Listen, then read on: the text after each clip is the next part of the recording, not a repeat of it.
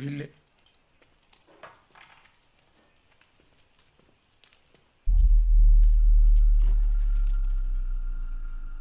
കൂട്ടുകാരുടെ മുമ്പിൽ ഇറങ്ങിയെടുക്കാൻ പറ്റണല്ലോ മച്ചാനെ. പിന്നെ എന്ത് ചെയ്യാനാണ്? ഈ ബില്ലിന് ഒരു 80 രൂപ കുറച്ചേ.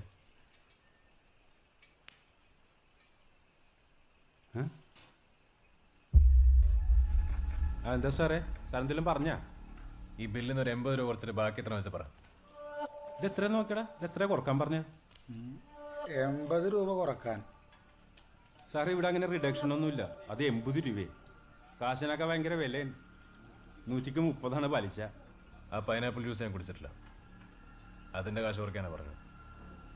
കുടിക്കാത്തതിന് ബില്ല മണേ.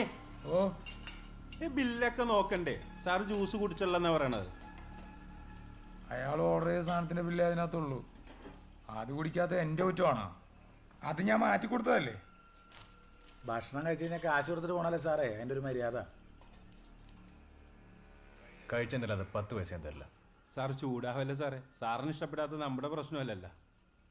ബില്ലല്ലാതെ ഇവിടുന്ന് പോകാൻ സാറ് കുറച്ച് ബുദ്ധിമുട്ടേണ്ടി വരും. ഇല്ല ജോണേട്ടാ? ഭീഷണിയാണോ?